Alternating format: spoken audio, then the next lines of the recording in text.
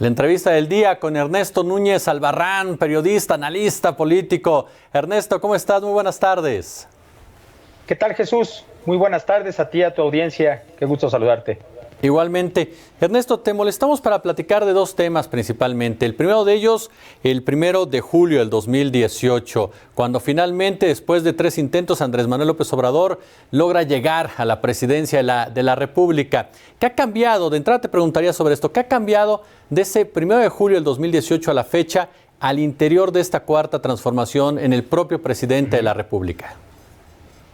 Pues mira, yo creo que lo más evidente es que estamos viendo la diferencia entre el carisma que tiene un líder opositor en alguien que construyó durante 20 años una imagen que creo que fue en julio de 2018, la gran mayoría de los mexicanos se convenció de que esa figura era la que tenía que gobernar este país, con un gran carisma, además después de varios gobiernos, por lo menos 3 gobiernos que nos quedaron de ver mucho a la sociedad, ¿no? El de Vicente Fox, el de Calderón, el de Peña Nieto, y esta imagen de eterno opositor y del constructor de un proyecto alternativo de nación como era López Obrador, se cristalizó en ese 1 de julio. Lo que vemos hoy, en cambio, es a alguien que desde esa posición de opositor ahora se transforma en un presidente, y lo que vemos hoy es un poco el desgaste del poder, Jesús, ¿no? Vemos ya a alguien que comienza a sufrir un poco lo que es el desgaste natural de tomar decisiones de gobierno que no van a tener contentos a todo mundo todo el tiempo, ¿no? Gobernar implica desgastarse, gobernar implica tomar decisiones que benefician a unos pero que afectan a otros, gobernar implica, por supuesto, y aunque no se quiera, tocar intereses, hacer cosas que no gustan a ciertos sectores, de manera que lo que estamos viendo, yo creo que hoy en las calificaciones al presidente, por ejemplo, pues es eso que es natural, ¿no? Es natural con el ejercicio del poder. Ahora, Andrés Manuel López Obrador, él mismo ha sido el constructor de un escenario, digamos, un poco de polarización, en donde hay quienes lo juzgan muy bien y quienes lo apoyan con una causa, digamos, ideológica, todavía como una continuidad de este camino como figura de oposición, y hay quienes lo reprueban por completo. Es muy complicado, no sé si a ti te ha pasado como periodista, pero es complicado encontrar matices o claroscuros en el análisis de Andrés Manuel, o sea, o se le descalifica por completo, o se le aprueba por completo y se le sigue con esta especie de... es un hombre que sigue teniendo mucho carisma, mucho arrastre en el nivel popular, y la gente que lo sigue, digamos, ciegamente. Y la gente que lo critica, pues lo critica con una posición de reprobación total. Entonces, eso está generando, creo yo, un ambiente de polarización que quizás sea, respondiendo a tu pregunta, la principal diferencia que hoy vemos, ¿no? Hoy vemos, yo me acuerdo 1 de julio de 2018, donde obviamente estaban los derrotados, los del PRI, los del PAN, pero una buena parte de la sociedad, aunque no apoyara o aunque no votara por López Obrador, creo que estaba dispuesta a darle como este beneficio a la duda.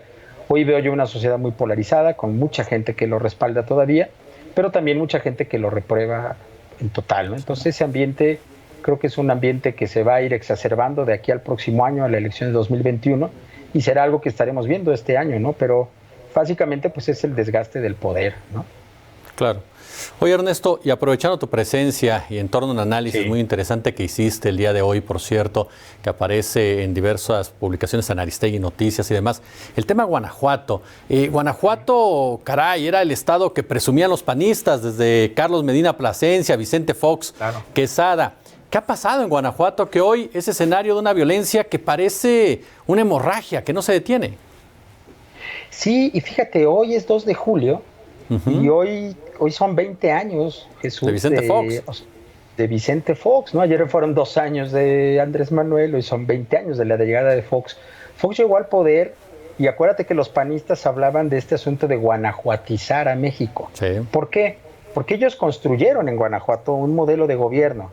Cuando uno se ponía a pensar cómo gobierna el PAN, pensaba uno irremediablemente en Guanajuato.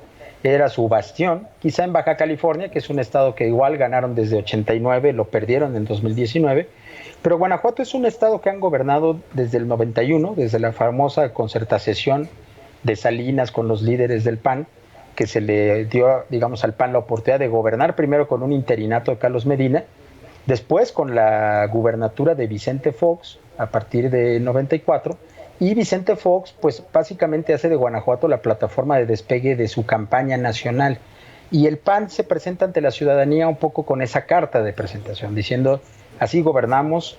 Durante muchos años el PAN desarrolló en Guanajuato un modelo de gobierno y un modelo de desarrollo social que funcionó en esos primeros años, digamos, yo te diría casi 2 décadas, ¿no? De un desarrollo económico que se veía muy fuerte, muy pujante, con mucha industria, pero que yo creo, Jesús, que guardaba algo en la entraña que se fue pudriendo poco a poco.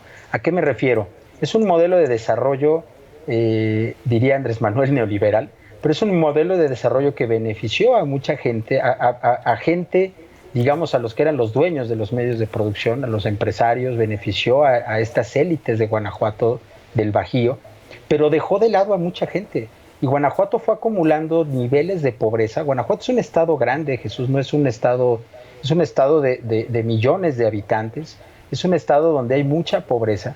Y toda esa gente que fue excluida de ese modelo de desarrollo, encontró, por desgracia, en las industrias criminales una manera de solventar sus necesidades básicas.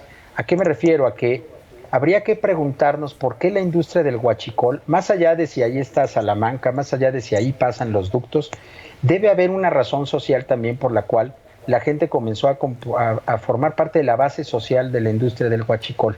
Los cárteles que se dedican al robo de combustible tienen una base social importante, sobre todo en el sur de Guanajuato, Jesús. Y esa gente que está ahí, pues es gente que fue excluida de un modelo de desarrollo que era ese modelo pues panista, ¿no? Donde las élites están muy bien, pero hay muchas franjas de la sociedad que se quedan excluidas de esos modelos de desarrollo. Lo que estamos viendo hoy en Guanajuato con estas escenas que presentas a tu auditorio, que son terribles, pues vemos la descomposición total de un Estado fallido, Jesús. Es un fracaso no solamente en términos de seguridad pública, sino que es un fracaso social también, porque todo esto que ocurre ahí tiene como caldo de cultivo pues esta pobreza, esta marginación. Acuérdate que en Guanajuato hay mucha gente que tiene que emigrar a Estados Unidos también porque no encuentra, curiosamente, no encuentra fuentes de trabajo en uno de los estados más industrializados de los últimos años del país. Pero insisto, lo que estamos viendo ahí es un estado que empezó sobre todo en el sexenio de Peña Nieto a partir de 2012, que coincidió con el inicio del sexenio de Miguel Márquez. Ahí vemos el crecimiento de la violencia. De 2012 a 2018 se duplicó la violencia. Encontramos, hay años en donde creo que el 2018 es un año donde hay más de 3,000 o casi 3,000 homicidios en el estado. 2019 fue un año también muy violento y 2020 va muy mal. Iba muy mal junio se cerró con muchos, con más de 200 asesinatos ahí, y julio comienza con esta masacre terrible que vimos ayer, que por desgracia es un síntoma de esta descomposición social y de esta incapacidad de un gobierno para generar condiciones de gobernabilidad en su estado. Claro. ¿No? Ernesto Núñez Albarrán, yo como siempre te agradezco mucho el análisis. Un placer platicar contigo, Ernesto. No, hombre, Jesús, al contrario, muchas gracias por la invitación. Gracias, fuerte abrazo, Ernesto. Un abrazo, Jesús, que estén muy bien.